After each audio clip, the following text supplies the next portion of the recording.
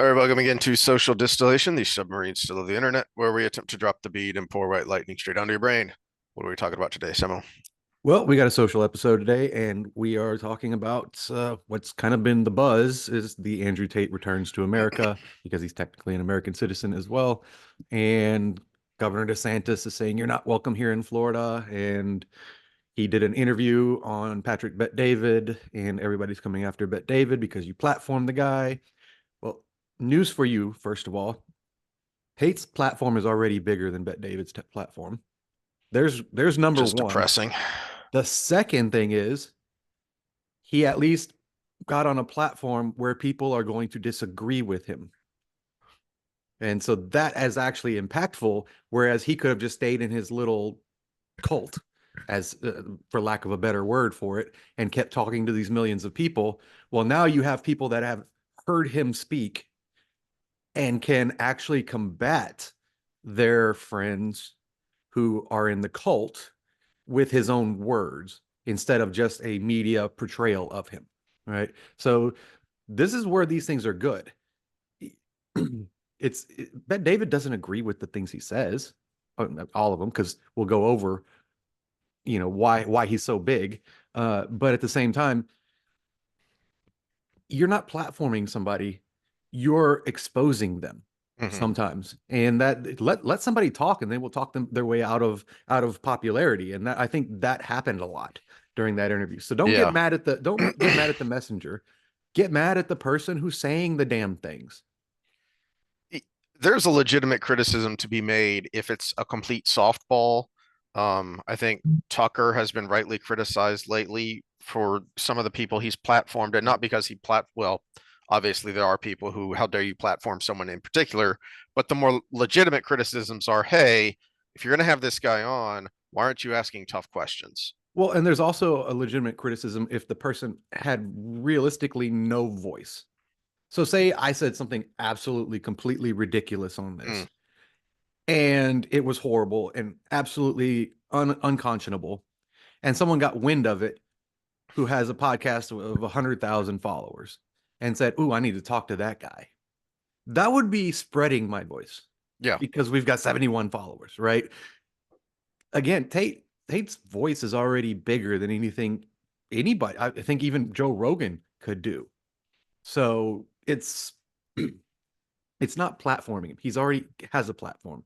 It's actually pulling legs out from under his platform to put him in the mainstream. Yes, and there's a reason he needs to be in the mainstream. And we've got a video that we'll play some of here in a second to set this up of why I wanted to talk about this. And I hadn't been intending on it when I brought him up a couple weeks ago. It just so happened that Peterson, in something I was listening to him, used him as an example. And that's why we used him as an example. I don't remember. I mean, it's been a couple of years since I even first heard the name, and I was who? Why are all these people that I follow suddenly talking about this guy I've never heard of? A few years ago. I think it was maybe when the charges against him from Romania first started. So Yeah, if you that want to was when I talk first about heard of who him. platformed him, the platform itself, Twitter. Twitter, you Hmm. can multiply it like a virus. Hmm. And Twitter is where he multiplied like a virus because And of that was short old clips. Twitter, not before X. Yeah. Yeah. So not Twitter, TikTok. Oh, really? Yeah, because it was Okay. short clips, short videos from his show where he would get a bunch of gotchas on the girls he would be interviewing and stuff and clip it down to a 30-second little thing. And you're like, oh my gosh, he's right, because he would pick people on purpose that would give Yeah. stupid answers What so you were he just could, talking about yeah. of, yeah, let me go find a real man of straw, Hmm. because instead of just beating up on a straw man rhetorically, no, I can actually go find one. I will find one who is espousing the straw man I want to destroy and is just as flimsy as a straw man. This is someone who doesn't have the ability, or the experience that I do in speaking, in arguing, and I can just roll right over the top of them. And you feign competence that way by just pouring it on. I do want to say, because it's connected to this, even if you're not one of our Wheel of Time fan followers, go back to that last episode because I listened to a bunch of uh, psychologists, famous podcasts on the same topic. And not only did we hit every point like a home run and get it right scientifically, but I was listening to them and I'm like, okay, this is good. But our use of a fictional character to bring the point forward actually made it more clear Mm, because you're not diagnosing somebody you know or thinking about in your head, oh, do I hit that checklist or am I this way? We were just talking about a fictional character who, and it allowed us to, with no emotional connection, illustrate all the points. And that's why fiction is good because it does bring things to light that it's in a way that's very unintrusive into your psyche where you can accept it without you having to make it personal with someone you know or your family. hmm And I think that it's actually worth watching for the social aspect of it. And on a previous episode too, I used the word liberal when I was talking about my mother, and she texted me while I was in the middle of class, and I forgot to text back afterwards. So when you're listening to this one, Mom, this is your answer, and I'll be sure to text you and I love you later. But I get out of class at 10, and I kind of have a rule: I don't text people after 10 o'clock, so because they might be sleeping. But I wasn't using the word liberal as in a Democrat mm, or even a lefty. I was using the word liberal in the terms of liberty, tolerance, universal humanity, humanism, live and let live, I think would have been more relevant to that exact sentence because we were talking about how the trans issue throws people off because I was using the word liberal there because it is about that tolerance that we accept you the way you are, whatever you do in your privacy is, you have the freedom to do that. That's how I was using the word there. And I do believe you fit that bill. mm. That's probably an influence on me because that's the way I think as well. So it wasn't used as a left right politically uh, stand on that. So yeah, I just wanted to clear that up for one of our regular listeners. Uh, Anything else before we move on? No, let's jump into this clip because this is um it opens with something that was shocking and disappointing, but not surprising because I knew who his demographic was and who his appeal was. But this guy's video starts with a clip from Dr. Phil talking to like 14 to 16-year-olds, and he has stats on these are the people who follow Tate, which is not good. Dr. Phil's Fill in the Blanks, his newer podcast, Uh-huh. is very good if you want to learn more about psychology. He would have made a great professor. I'm glad he's as famous as he is for his own, purposes, but he would have made a great professor. All right, here we go.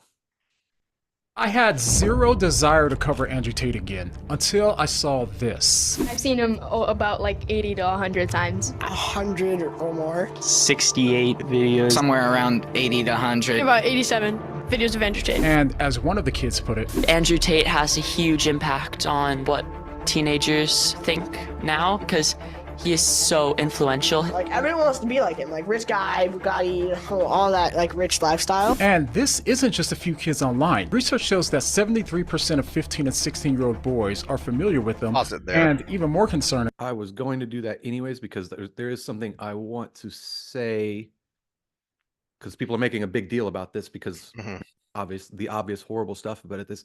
But we could do Dr. Phil could do this same episode for women that want to travel the world and live in YOLO and Swifties. their favorite influencer who Mhm. doesn't have a job but still has somehow manages to travel all around the world. So yeah, there is a masculine and a feminine version of this. We're just going to cover the masculine today, but I did want to say there is a balance because Yeah. I had that thought because those women watching the film of that going with their disgusted faces. I'm like, yeah, watch your daughters too. Okay. Mhm. Yeah. Well, but also the women, the moms sitting there with disgust, watching with disgust is okay. Um, how many of you how many of you still live with that child's father? One. Two, how many of you interfere when he's trying to be a dad? Mm. Because what we're going the primary thrust here of the problem with Tate as an avatar, as an example, is there's a reason he's popular.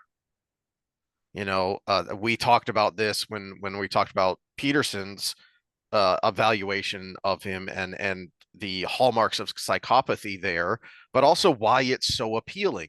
Because you gave you already set it up, and here you see it with these kids talking about the trappings of competence, because he has the cars, he has the women, he has the big house, he has the jewelry, he's always, posting pictures of him drinking expensive whiskey while smoking expensive cigars. It is the trappings of competence, and it isn't necessarily the competence itself. But if you don't have violence in video games and movies and cartoons, okay, we grew up where sit your butt down in the hall until the bell rings and it's time to go to class and watch this TV with Looney Tunes on it. Not once did anyone in our elementary school try and drop an anvil on someone else. Okay. Because there was a person who drew a tunnel on a wall and even drew the Roadrunner next to it recently, and a car crashed into it. So it didn't have zero effect. Okay. I gotta wonder. I'm all right. My wife's not here, so I can say it was probably an Asian woman driver, but don't get us canceled already. Yeah, well, and actually, that's an important thing to get ahead of time, because I wanted to talk to you about it and I forgot to in private. Is algorithms matter when it comes to a podcast like this. So let's refrain from the RAPE word as much as possible. Use other euphemisms for it. We used to just cover those things with just hardcore, I'm not afraid to say it. And I was like, well, maybe that's why our reach is still small. Because we do keep throwing those words that get you. And that's going to come up because that's what he's charged with. One of the things he's charged with. And it's part of what is so infuriating about this, because, this guy in the video, he had talked before. I went back and I looked at some of this stuff, and he's coming at this from if for anyone who actually wants to go and watch the whole video, I don't know if we'll cover it all, but he is coming at it from an evangelical Christian point of view. And that is what he is attacking. But he is absolutely right on the foundation that even, someone more in your camp would agree with of, yeah, there's a rotten foundation there. And that is what is so appealing to these teenage boys. Because it's faux competence, and they probably don't have actual masculine competency to look at. You've talked before about how you did it until you came and started spending time with us. And my dad kind of became a surrogate dad to you. And you were like, oh, is this what a dad is supposed to be? I don't know, because mine was a piece of poopy. Yeah. Well, yeah, masculine. No, I did have one good and that good role model, and that was I had a few, but my uncles and my grandfather were good role models. It's just you had limited exposure there, and then there was the other two, the real one, and then the step that would get in the way and provide that negative. So it wasn't enough to balance it out until I removed myself from the situation. Because even after that, I learned to appreciate my grandfather more, because I was like, oh, okay, I did have this. It was just diluted by always being in the other situation. So it was more about getting out of the situation to be able to appreciate that kind of thing. But then you're correct on that. Your dad being the way he was part of getting out of the situation. And I think had he not been that positive masculine role model, I wouldn't even have had a place to go to, because he understood that. And even though I wasn't his child, he still, even the offer was part of that masculinity. So, all right, bring that back up and let's look at these statistics that he's pointing to here.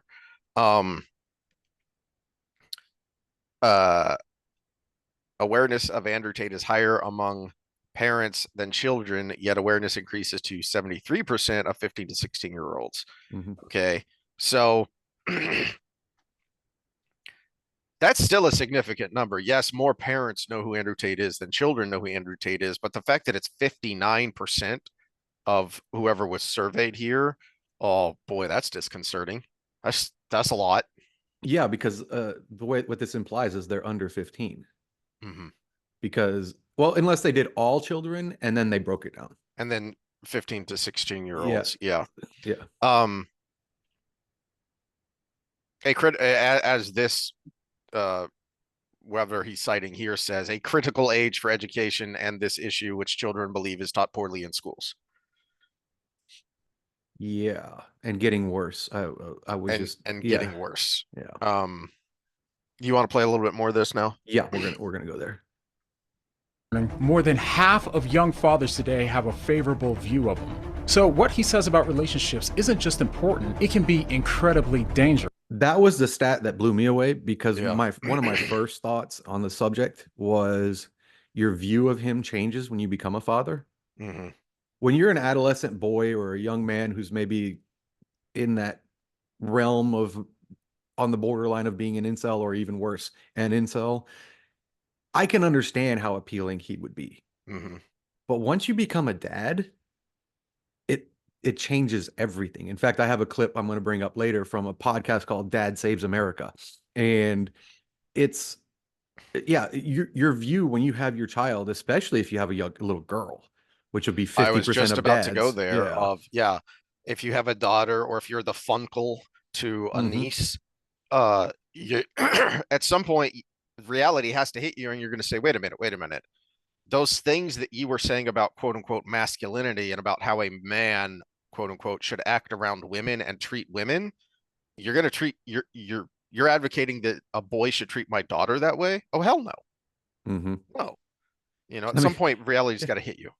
Yep, my little niece, who I'm the funkle of, when she starts dating, which hopefully is a while from now, and hopefully he's gone by then. But my first question might be like, "Oh, what do you think of Andrew Tate?" Yeah, I mean that would be a good little. There's a heck of a litmus test. Yeah. All right, let's keep going. Especially after what he just said in an interview that's already ranked up 2 million views in 2 days. It's clear why this could be catastrophic. I mean, just take a listen to what he says here. So if you're a man who's prepared to have a bunch of women and you have your women, you're happy enough. But if you're a man who's stuck with a woman and you don't even get along with each other and it's a show marriage and you have to be together and you argue all the time and you're sexually repressed and you're being promised in secret that you can go to an island and finally be pleasured and satisfied, no one's ever going to find out, that's how you end up on the island. So this whole monogamy garbage that's being pushed by the... Okay, so this is what we call in psychology this is a tactic of propaganda.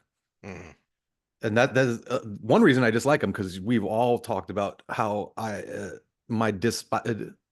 despise propaganda versus grassroots movements.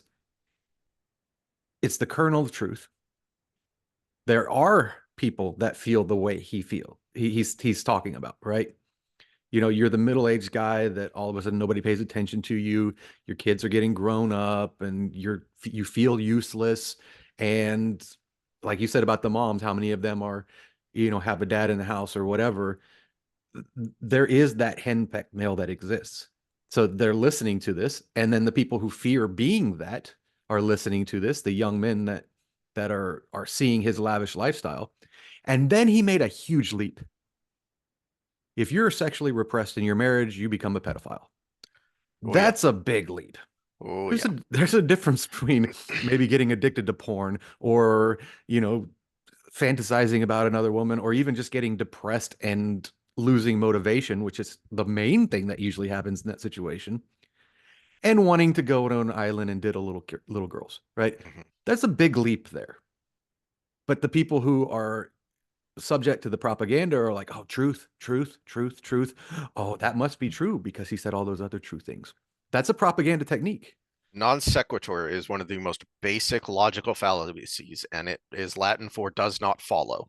It is you say a thing, and then you say a concluding thing that, wait a minute, that doesn't actually follow. But because you've got the audience going along, nodding along with you, now all of a sudden they just keep nodding.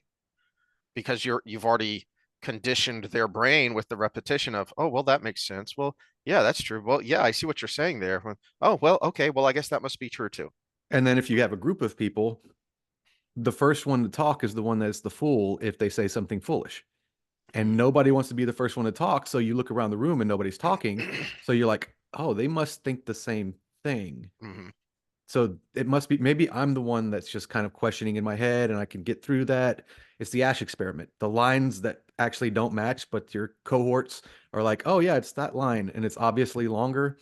But the person says, oh yeah, it's that line, just so they don't, stand out in the crowd. This is exactly how people like this get power. We talk about demagogues, and he is the definition of that. Mm-hmm. The West, especially amongst our elites, is the reason we have the biggest problem with pedophilia. This is what millions of young men are hearing and believing. 50% of men want to have those kind of relationships that he has. And it's not just them. Look at how people are reacting to this clip on X. He's not wrong. Like most things Tate says, the delivery is harsh, but if you unpack the statement, there are nuggets of facts. I watched the whole thing. Again, a kernel of truth, what that kid just said. Mm-hmm. A lot of men want to have attractive women be attracted to them. They want to be able to afford nice things. Doesn't mean you want to have relationships like he has, Mm-hmm. because he doesn't have relationships. He has bought and paid for beautiful women who have daddy issues. Yep. And I implore everyone to watch it with a completely open mind. Listen to his words. He's not wrong. You may not like him as a person, but what he says is 100% true. Now, Tate's delivery. And again, spreading propaganda. What he says is 100% true. No, what he says is not 100% true. There are truths mixed with propaganda. And his confidence makes his arguments sound incredibly convincing, even when they're completely irrational and objectively false. I mean, really think about what he's saying. He's arguing that if you're in a sexless and unhappy marriage, it drives you to do unthinkable crimes to kids. Now, does that make any sense? Pedophilia isn't about a lack of multiple women, it's about a fixation on children. I mean, does Andrew Tate really believe that if he were in a monogamous, sexless marriage, that it could cause him to be attracted to kids? Personally, no amount of sexual frustration could ever make me attracted to kids, but maybe that's just me. Before jumping to conclusions, we should consider the evidence that he gives for his claim. So, according to him, So this whole monogamy garbage that's being pushed by the West, especially amongst our In fact, if you're repressed like that, you should be looking for recently divorced MILFs. Okay. That's going to be the easiest target. Yeah. Yep. But I digress. Here we go. elites, is the reason we have the biggest problem with pedophilia. I said I digress. Can we digress more than what this guy is saying right now? Oh, it's so nonsensical. And some of my favorite comments were people pointing out, because I don't, at some time ago he converted to Islam, and people were pointing out that we have such a big problem with it in the West, and there were lots of people pointing out, yeah, because it's totally legal in other places. You know, one of the reasons he went to Romania, and one of the things his supporters defend him on, is that the age of consent is something really low in Romania. Like I think that's in this video. I don't think we're going to get that far, so I'll say Yeah. it was they were talking about a really young girl. So he's doing what he just said. He's talking about here, because the girl was 15, and his brother's response to it was 15 is legal in these countries. Not if you're a U.S. citizen. Yeah. Oh, really? Even if Yep. you're in that country? Yep. There was a law passed, I don't remember when, a couple of laws, because it is updated. Some legal people on X have been, and I can't remember the specific US, the Protect Act. It was called the Protect Act, and it was specifically targeting sex tourism, so that it is illegal if you are a US citizen, in much the same way that, yeah, 18 is not the age of consent federally. That is the age of consent, but each state has its own age of consent, which until not that long ago, Arkansas's was still like 14, which is creepy as hell. I didn't know that. I knew Yep. New Mexico was like 16 or something. Most of them have raised their age, if not to 18, to close to 18, I think, by now. But it was 18 federally, which meant if you're living in Texas and you go to Arkansas to have sex with a 14-year-old, that is a federal crime. It doesn't matter what the age of consent is in Arkansas. Well, that's what this Protect Act did, is it did the same thing, but for overseas.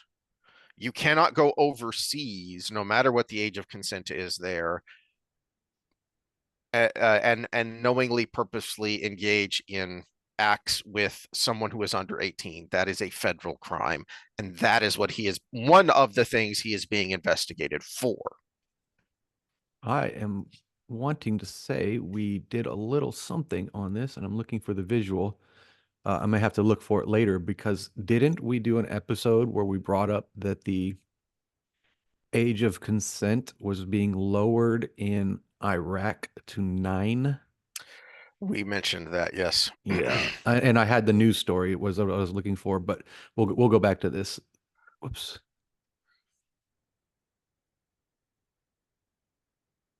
All right.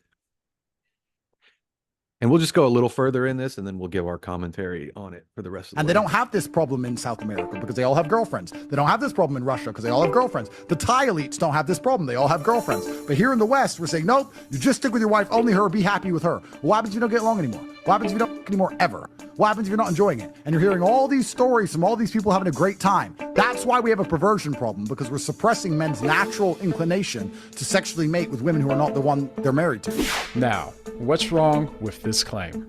Well, to lot. say monogamy really were the cause, then countries with high monogamy rates should have the worst predator problems. But the data actually shows the opposite. Countries with high monogamy rates, like Japan and South Korea, don't have disproportionately high rates of child exploitation. And meanwhile, the very countries that Tate praises are some of the worst offenders. Take Thailand. Estimates suggest that 40% of prostitutes in Thailand are children. Cambodia and the Philippines are also global hotspots, with reports estimating a third of prostitutes in Cambodia are underage. When it comes to South America, Brazil is considered to be one of the worst sex trafficking hubs globally, with some experts warning that it may have overtaken Thailand as the world's leading sex tourism destination. And while Russia isn't transparent about its trafficking and abuse rates, it's still been identified as a key source for international child sex tourism. So if Tate is saying that monogamy is the problem, then why are some of the countries that he praises some of the worst? Okay. Yeah, that's enough of that. That's far enough. Yeah. Okay. But again, the nuggets of truth, we do have a perversion problem, and and one of the things he calls out in that last little rant there was about seeing people online having all this fun. That's you, bro. You're doing that, and it's all a facade. So you're part of the problem here. And this is why we talked about FOMO and regret, because it's, oh, look at all this fun other people are having. How much of that is actually real? And back to why we listen to Chris Williamson, how much of it is actually, how many of these people are actually fulfilled, happy individuals versus hollow shells? This is the problem. He is, because he's a psychopath. Oh, yeah. Yeah. Because he's a psychopath. But the people who listen to him and are looking up to him because they're desperate, they wouldn't be desperate if they were the psychopath he was.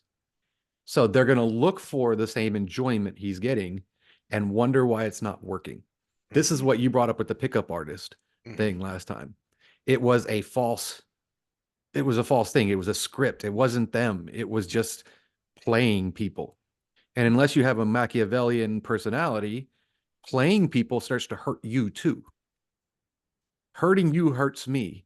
If you have any empathy in your mind at all, ostracizing somebody actually has a negative effect on you.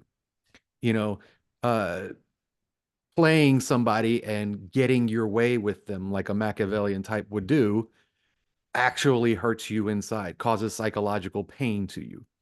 Now, as we talked about before, you can do that long enough that you get good enough at it that it doesn't hurt you as much anymore, depending on where you start on the spectrum. But he's obvious. He's a great example of what we talk about the dark triad, because he's manipulative. So we get the Machiavellian. He's obviously narcissistic because he is constant external validation of himself, and he needs it to survive.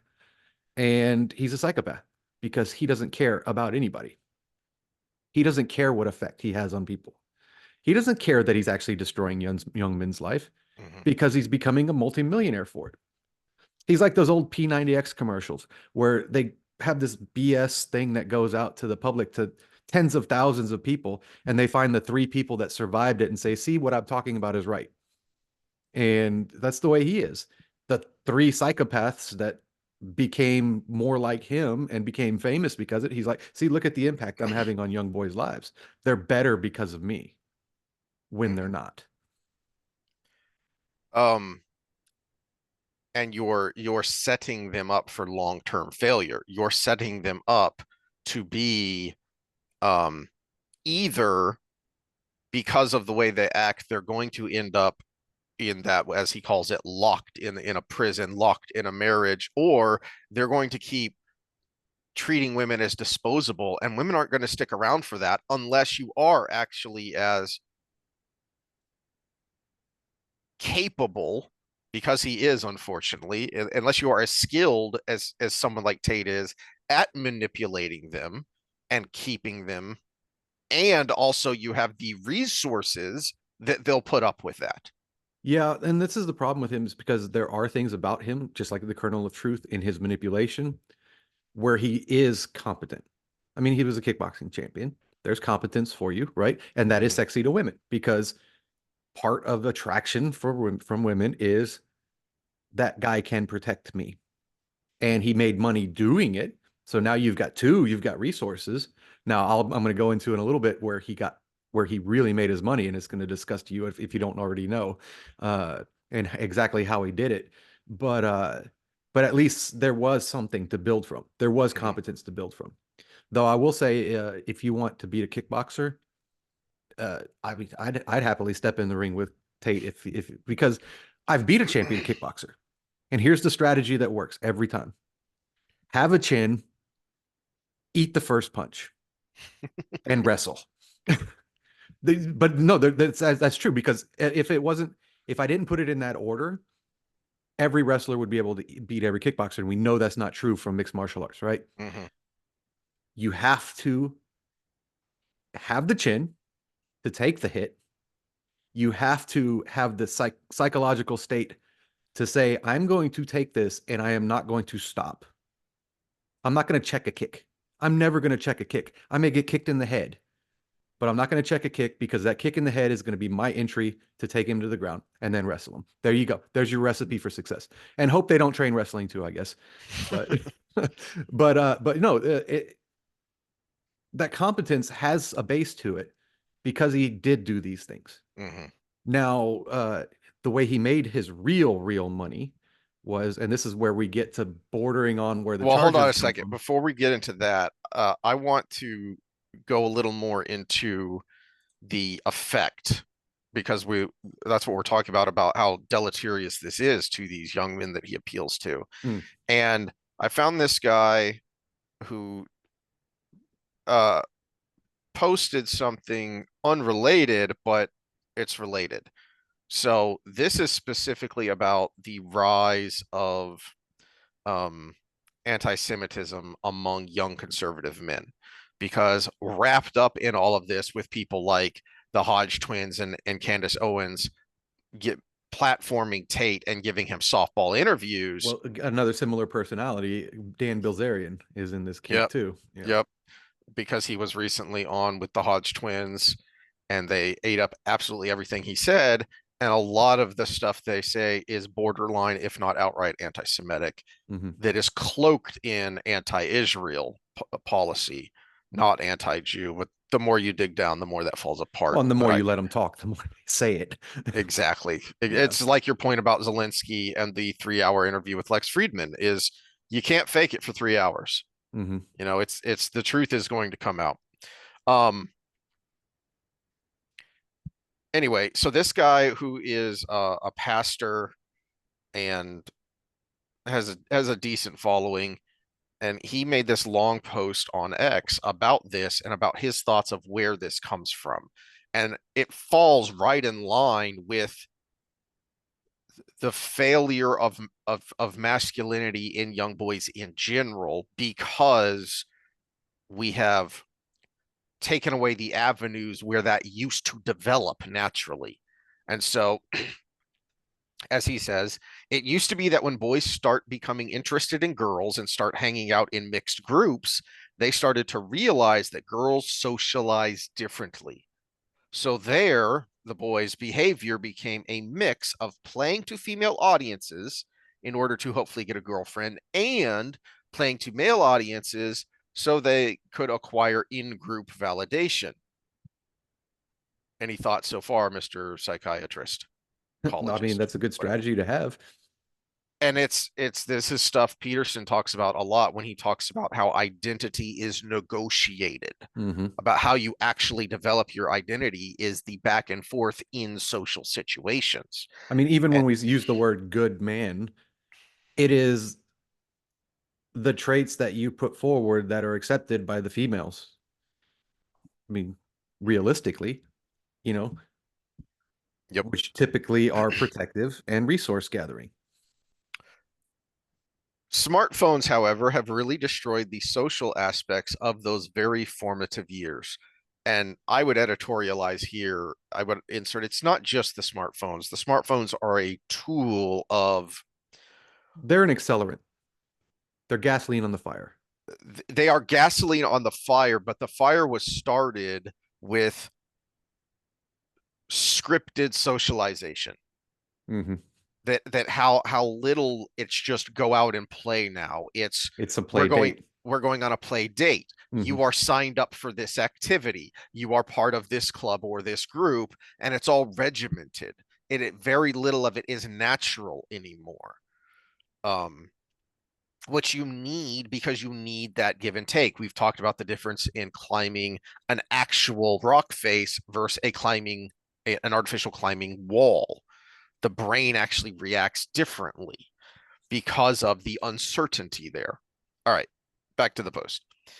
They give kids enough virtual socialization that they don't go out of their way to get the real thing, which prevents kids from hanging out in groups, which prevents guys from learning how to interact with girls. Porn exacerbates the why do I need to meet a real woman problem. Then there's the Instagram aspect. Girls think the way guys have fun together is stupid. Guys think the way girls have fun together is stupid. If that's the only exposure to female socialization a young man gets, he'll quickly conclude that girls are all stupid and not worth his time. The end result is that young men lacking exposure to young women and not feeling the allure of feminine virtues are often not developing personalities that are at least partially inclined towards being appealing to women.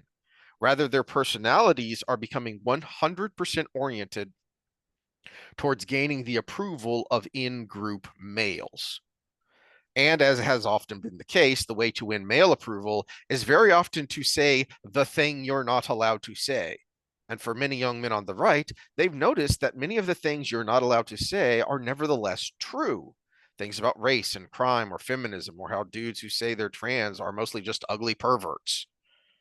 And then he goes into specifically the anti-Semitic part of it. But that struck me as absolutely applicable to this discussion because back to the kernels of truth of what Tate says about masculinity and femininity and the differences between men and women and what guys want versus what society is trying to cram them into.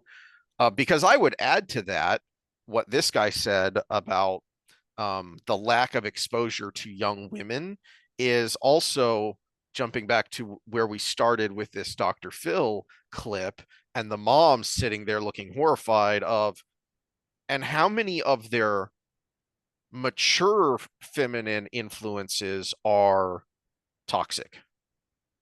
How many of them are, 80 something percent of secondary school is taught by women. The structure is structured towards females and their learning, and boys are told to sit down and be still when that is not our nature. I'll add another layer to it. One of the reasons I'm doing what I'm doing in school is because every school policy that is being run now is downstream of the people in my department because they're the ones doing the research on it. And I'll give you demographics of where I'm at in my statistics class, which should be the most diverse class you can have in that department, right? Because it's something everybody has to take. It's not, oh, I want to do gender studies or I want to do this, I want to do that. It takes want out of it. Every person in the department has to go through experimental statistics. Can you guess there's 25 students. Can you guess what the demographics are, male to female? We'll Well, exclude the they thems for now because there's a couple of those. But oh dear. Well, I think you've told me, and I think there are counting you 3 dudes in that class. not even that. Oh, less than three. There are Oh, two. okay then. There are two males compared to the she's and theys. And even the theys, I could tell biologically that they're not dudes. So that's the demographic of my department. 2 to 23. And everything that is done in schools is downstream from the research of people who do that. I've bitched about this when I was in social psych. They were talking about precocious manhood and they're making all these conclusions about men from this. And I'm like, what you've done is the same as my pet peeve about exercise articles. You know, say you should never do dips, and then they describe an improperly done dip. Men are this way, and you describe a weak, insecure man. Mhm. I have a feeling, and I think some people, I've talked about people nodding their heads, right? I have a feeling I am the only masculine person that they've ever talked to. And it's scary seeing the blank stares when I say something like, what? Oh, I never thought about things that way. It's like, yeah, maybe your idea about men are because the men you're exposed to in this department are the ones you describe. Get out in the world a little bit. But the problem is, someone like Tate is taking that and bastardizing it because that's sexy, that sells tickets to the shows, and it's very influential. And when you say those, it's propaganda again. When you say those few, he's doing the inverse of what they're doing. Mhm. They're treating every man like they're a weak, emasculate man that just needs to be more like a girl, because weak, emasculate men are actually more likely to lash out in aggression than a strong man, right? So when you talk about toxic masculinity and they're talking about aggression, if you're weak and insecure and emotional, you're more likely to be aggressive and violent. Look at our school shooters. They're not the jocks, right? And then on the other side, you have Tate taking all of these things that are characteristic of the worst of the worst women and making a living by everybody knows that girl, right? Everybody knows that girl he's talking about. And then saying, oh, jumping the shark and saying that's all girls. Or jumping the ship and saying, oh, that's where we get pedophiles from. Nobody wants pedophiles to be around. So if he had the answer to getting rid of more pedophiles, we should be listening to him, right? Mhm. And that's the angle he's taking. So it blows me away. And yet, segueing into what you were about to talk about, is he talks about perversion in that clip with Patrick Bet-David. How is it that he made his money again, Sam? Okay, so it's even worse than people think. People know about the sex websites where he would have basically women chat Webcam with girls. dudes. Yeah. Yep. So he was basically an online pimp. So Mhm. he started a company which women could come and chat with dudes and make money, which I actually have nothing against that. That's free markets. If they went in there willingly and he didn't abuse them and he just provided the company they work for and they were able to make a living and all that, that's what OnlyFans is, right? It's probably a male-owned company, I would guess, right? I But would assume so. it's basically the social media version of it, so you can go on and do your own thing and they just get a cut of it. But he actually had a company that, and this was earlier days of the internet, so he actually got in at the right time. So part of it is timing. Mhm. But so that's what he did. But it gets worse. He noticed his girls weren't making enough money for him. So what he did was had them on the screen and a bunch of dudes chatting with people. So they were behind the scenes. He's like, nobody knows how to scam a dude better than a dude. So he would have them saying the things the guys want to hear, and the girls would be on screen just smiling and giggling and doing something and acting like they're typing. In fact, I think he said they actually thought they were talking to him. And I'm like, how do you not look down at the chat and notice that it's not saying what you said it said? But Either way. Now, there's the other half of that where he probably was abusive as the stereotypical pimp, and I have a video to prove it here. But that's what he did. He's basically scammed you because you would get on and you would pay money thinking you're talking to a girl, but you're talking to a dude. And basically, he brags about how people would spend their life savings and they would disappear as a client because they had no money anymore. They lost their house, they lost everything. And so he was using male sexuality and male's understanding of male sexuality to scam people. And I mean, that's pretty sick. That's sadistic. Uh-huh. Because now you got the psychopath part. He doesn't care. It was not. If he had just been making money and everybody's making money and girls are just doing what they thought the skill they had and they were doing it willingly, it's people could agree if it's a good thing or not, but at the same time, he's not. It wouldn't have been psychopathic behavior. What he was doing was. Mm-hmm.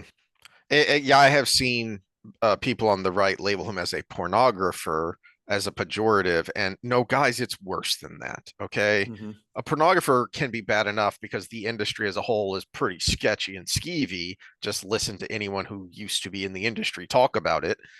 It's pretty sketchy and skeevy in and of itself. But to your point, no, he's a digital pimp. Yeah, that would be like having a glory hole booth and a picture of a girl in the front, and you think that's what you're getting, and there's a dude on the other side. I mean, it's the same thing. Thank you for thank you for making it extra gross, because it is, and we need to understand how extra gross it is. Do you have one of the clips of him in his own words? No, the clip I had Okay. queued up was because I'm assuming we're just going down the hole of this is how bad this dude is. Yep. It's actually pixelated, which is great because I wouldn't want to watch this clip unpixelated as well. Oh, is this the one of him beating the girl? Yep. And this is from Dad Saves America, is the podcast. He did the pixelating for me, so I didn't have to go get the regular video and do it myself. But there was a video. We will pixelate this into oblivion.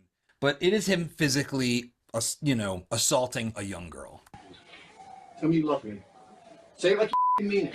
You say it like you mean it. Message. That's all I could take. Now she came out later and said this was all staged. This was play acting. This was role playing. This was whatever. Well, first of all, that was a real hit. Yeah. Secondly, if that's the girl I think it is, isn't that the 15-year-old? It is verified that she, at the time he met her, was 15, if not 14. And so I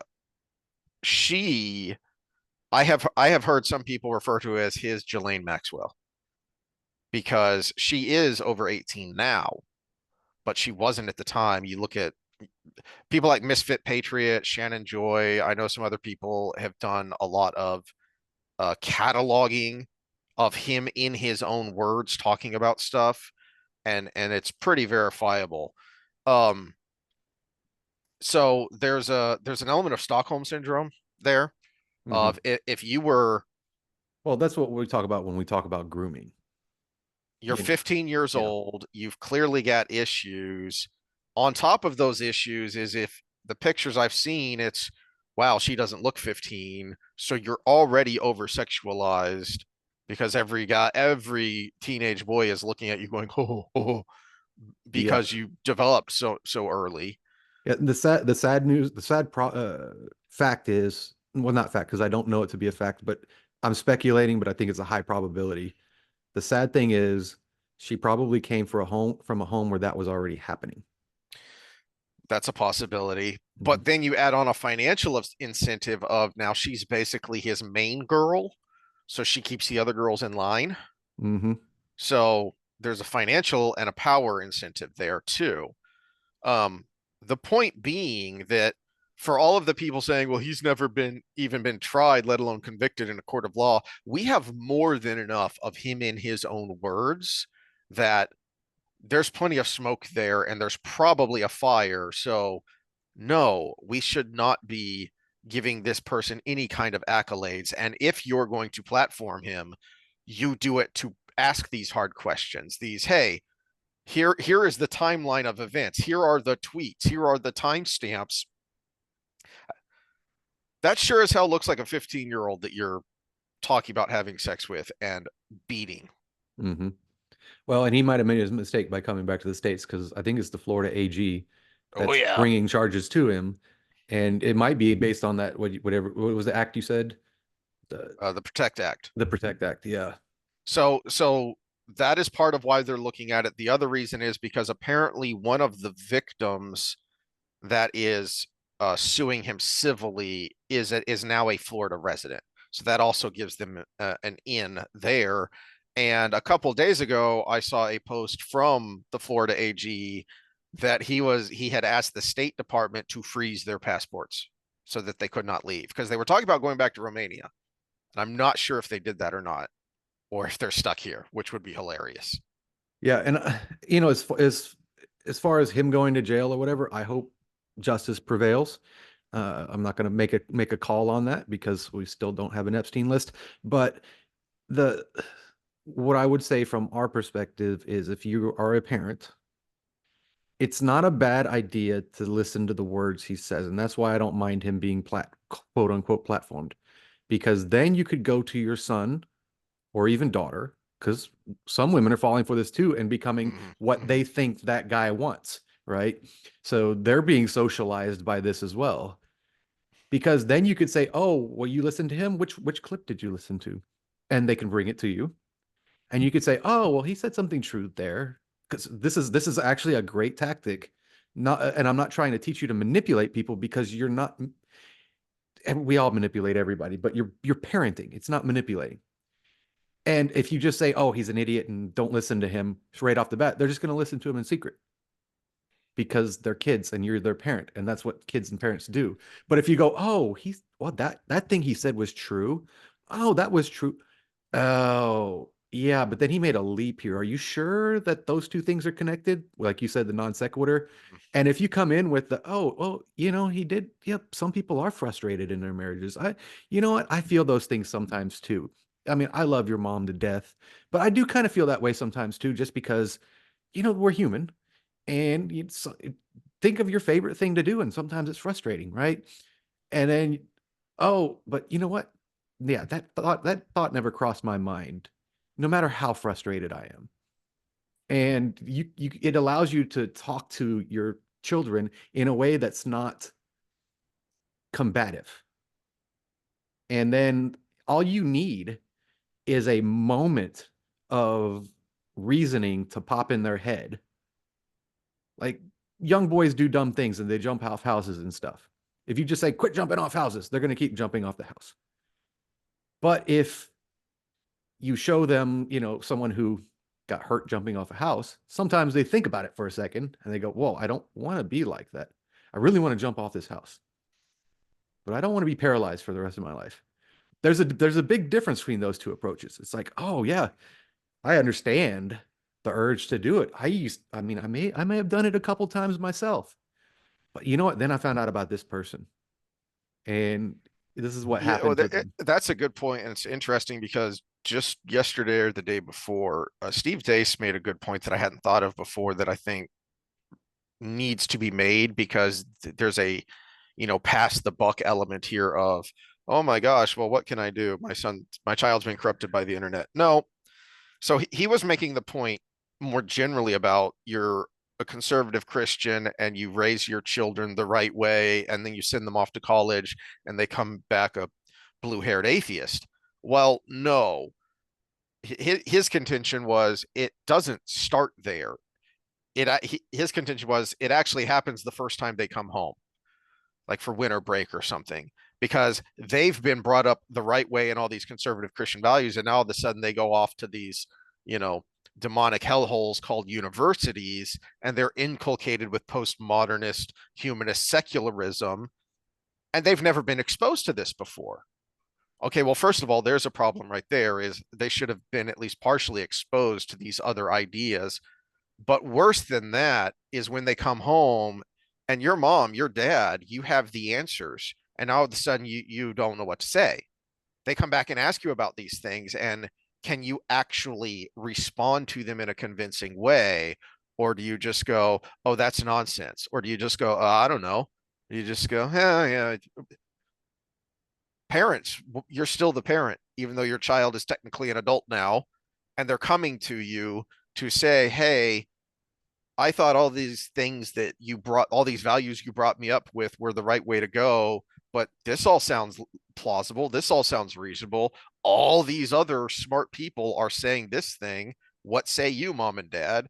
And if you've got nothing to say, you're losing that child. Yeah, well, I brought up, I have parasitic mind up there for a reason, because, like you just said, what's the disease that kills you? It's usually the one you've never been exposed to, because you have no defense for it. And the older you are when that happens, the more impact it has. So these kids are getting to college age, they're almost fully developed, but they're not quite fully developed in their brain. And they're being exposed to something they've never been exposed to.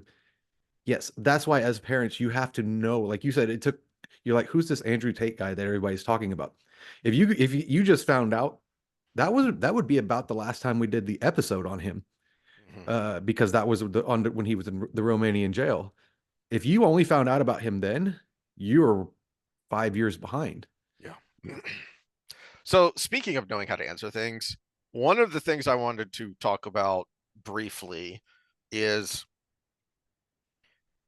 a lot of the people who are defending Tate from the right are using this obnoxiously flawed analogy of, well, when you're in an existential war, you have to ally with people you don't necessarily agree with if you have the same enemy.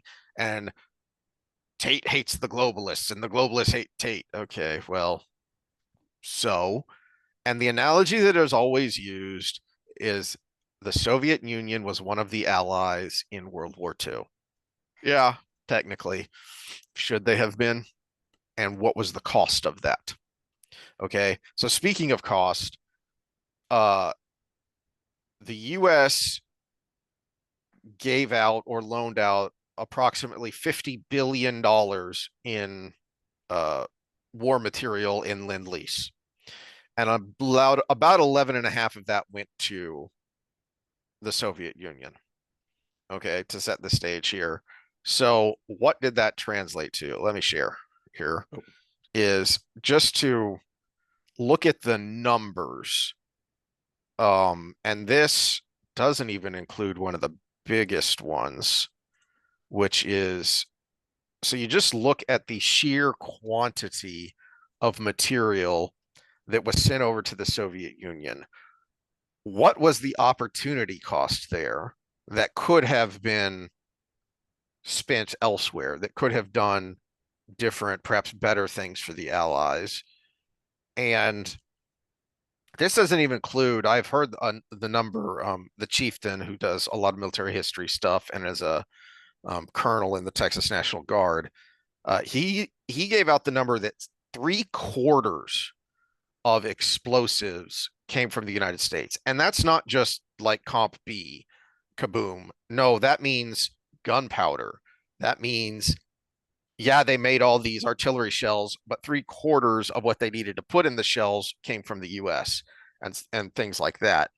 So you just look at the sheer numbers here of 400,000 Jeeps and trucks, 14,000 airplanes, 8,000 tractors, 13,000 tanks. For comparison, the average size of an infantry division in World War II for the Americans was about 14,000 men.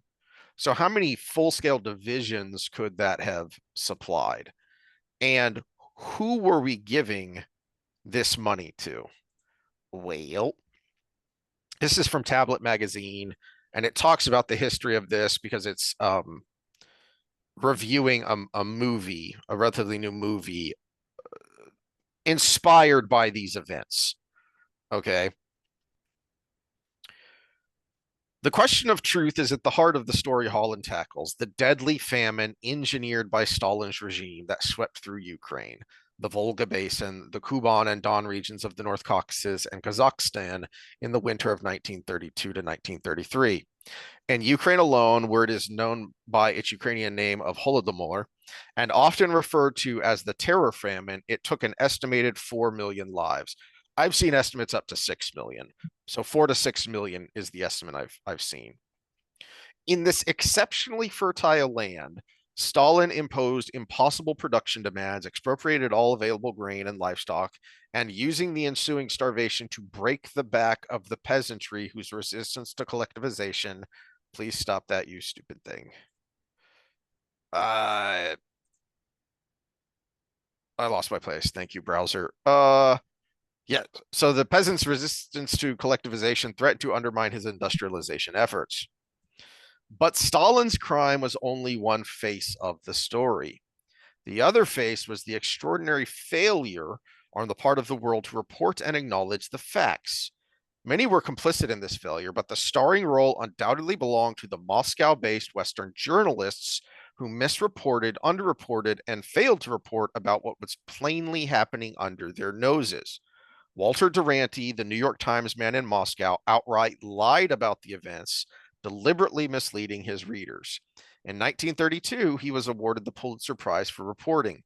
Holland's exploration of the complicity of the press is one of Joseph Stalin's greatest crime. As one of Joseph Stalin's greatest crimes, lends the film an unexpected relevance to our current moment, when the role and purpose of the media and of journalism itself seem to be under attack from both would-be dictators and people for whom virtue is the arbiter of truth. Who was Walter Durante? Basically, he was someone who was an idealist, so he didn't care what was going on. And as he reported, quote, "The famine is mostly bunk," unquote. In August, he wrote that, quote, "Any report of a famine in Russia is today an exaggeration or malignant propaganda." And he was one of the ones who knew it was going on. He didn't care because you got to break a few omelets. You got to break a few eggs to make an omelet. And Stalin's work was too important to be bogged down with pesky things like millions of people being purposely starved to death. Yeah, and as we've talked about in the past with people who align with that ideology, he may have seen what's happening under Stalin, but in his mind, he was still saying, "But we'll do it better." Mm-hmm. It goes deeper and even worse than that, because it wasn't just the press that was compromised during this time. So this is from a blog reviewing a book about this era, and specifically about how Stalin's agents infiltrated the State Department. We should remind ourselves, though, that wars are not natural phenomena like hurricanes and earthquakes. They are political events fought for political objectives, and Joseph Stalin was not just the ruler of the Soviet Union. He was the leader of the extremely virulent and aggressive worldwide communist movement. By any objective measure, the big winners in World War II were the Soviet Union and the communist movement. The Soviet Union became larger, swallowing up the Baltic countries and taking part of the territory of Poland. Not just Poland, the preservation of whose independence was the supposed casus belli of World War II for the West. And I will editorialize that the treatment of Poland was one of the more shameful events of the Allies in World War II. And this was aided and abetted by a State Department that knew what he was up to and ran interference for them, because they were more sympathetic to Stalin than they were to the other allies. But a number of, not just Poland, the preservation of whose independence was the supposed casus belli of World War II for the West, but a number of previously independent Eastern European countries, including half of Germany, fell under the boot of Soviet-controlled communist tyranny. Furthermore, the stage was set by the war for the communist takeover of China and the northern part of Korea. What we learn from Evans and Romerstein is that the Soviet war and post-war gains at the West's expense were hardly an accident. They had ample assistance from a Roosevelt administration that was thoroughly laced with Stalin's agents. The agents were sufficiently numerous and highly placed that almost any theft of secrets they might have accomplished was small potatoes compared to their influence upon policy. A central message of the book, never explicitly stated, is that there was an international conspiracy to, in effect, overthrow Western civilization. That sounds strange. Stop it there, because the point being, I was about to say, let me unpack that for the current conversation. What you're saying is what we did with, what I think you're saying here is what we did with the Soviet Union during World War II, because the enemy of my enemy is my friend, actually caused the Soviet Union to be more powerful and influential, and we still see the downstream effects of that now. Oh yeah. Whereas the conservatives that are defending Tate could make Tate the virtual Soviet Union of the quote unquote toxic masculine movement. And it's actually going to cause him to just gain power and actually be more influential than he already is. And the way this modern media sphere works, if you increase his reach, you're going to increase the reach of the whole manosphere movement. Okay. Not all of whom are as reprehensible as Tate, but most of whom are preaching something that is fundamentally flawed, as we've talked about here, and is corrupting to young men. It is going to have the opposite effect of what you claim your intentions are, which is to turn young men into good, properly masculine men. And I'm going to take that another layer forward, where the movement on the other side, as I talked about earlier, the more you try to feminize men, the more you're going to drive them into the arms of someone like Tate. Because they're going to know something's wrong. And they're just going to think you hate them because they don't fit your mold. And so they're just going to go to well, you know what? If they were doing this to me, the ones that want to feminize you, basically our entire school system, if they are doing this to me and it's making me depressed and hurt and more antisocial than I already am and all of these things, maybe the opposite is true, when the answer is neither of them are right. You know, interesting coincidence that we're talking about this, because I happened to I'd gone back and I was looking for some old Peterson stuff to listen to, and one of the ones I found was Diary of a CEO, which isn't one of my regulars, but is one of yours. Yeah, it's one of my favorites. Yeah. And back in November of 2023, he had Peterson on, and one of the things they talked about at length was relationships, especially romantic relationships and marriage. And Peterson actually used the same words Tate did for all of those that try and lump the two together, because he used the word, he used the term of marriage as a prison. If your marriage is a prison, he used those same words. However, the toxic Tate is going to say, because women suck. Peterson used it to make the point of, that's on you, bro. Okay. So it's interesting, these things that line up. And because then, not that I have any desire to watch it whatsoever, but it was blowing up all over X, this latest season of something called Love is Blind, which I know nothing about, but I saw this white lefty woman rejecting a guy at the altar. And it's because of his politics. And that was the exact point Peterson was making back in 2023 that I listened to on the weekend, was, if you're in a marriage that's a prison, that's because you didn't bother to think these things through and have these discussions with your partner, would-be wife, about your shared values, about how you expect this marriage to be, about what your lanes and your goals and your spheres of influence and all these things are. You didn't work out a partnership beforehand. You just jumped into it because you look, the clips that are floating around of this rejection at the altar, and it's what I talked about when I boiled down Peterson's evaluation of the fall in the garden. The ultimate sin of Eve was toxic femininity. Adam's sin was being a simp.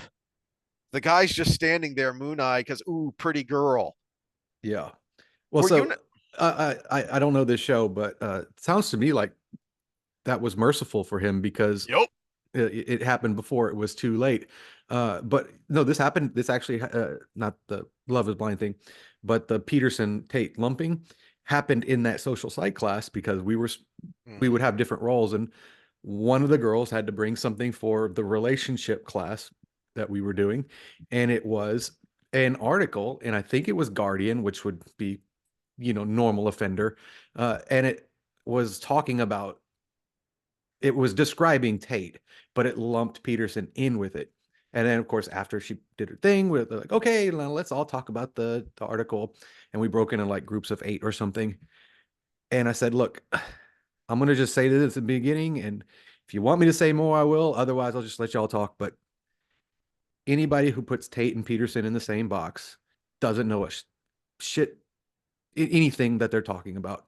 So that's all I'm going to say about that. So if you want me to say more, go ahead. And they did. And I said, well, here's my opinion on Tate.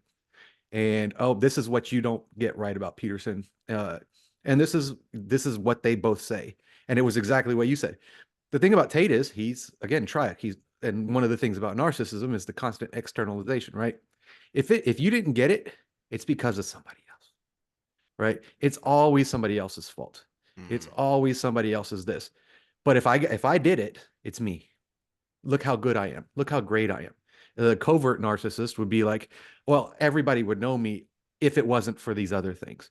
If people weren't holding me down, or if it wasn't for my parents, or that kind of mentality. It is the constant externalization. That's Tate. What you just brought up with Peterson was, it's your fault. Now what are you going to do about it? Mhm. Those are two completely different messages. Those are absolutely opposite messages. And if you don't understand the difference between the two, you could say the exact same words, the marriage is a prison, and then the follow-up, and they're absolute, complete polar opposites from each other. Yep. Tate is unabashedly pickup artist, run the script. This is how you manipulate and control, which is the giant red flag that he's talks openly and brazenly about. This is how you control a woman. And Peterson is, hey, you want a woman? How about you do what it takes to deserve one? How Mhm. about you do what it takes to earn one? Now, on the point of the marriage thing, I heard something. It was on Diary of a CEO. I can't remember the guest's name, but he's I guess, a famous relationship coach. And this is why if I did marriage counseling, I would want to do premarital counseling because almost nobody would get married, but the ones that did would stay. And he's the statement that I loved. He said, "It's not the ease of divorce that's the problem with marriage now. Mm. It's the ease of entry. Mm. Nobody has to go through any kind of trial by fire to get married. So the first thing that comes up that's inconvenient, you want to get out. Until we make the ease of entry harder, we can't make the ease of exit harder because too many people are going to jump off a cliff, and we need a safety net." Yeah, that's a good point. All right, well, that's all I've got for today. Yeah, I'm glad we got through Oh, that one because just like the person in the pod that you sent me. Oh, I didn't want to talk about this again.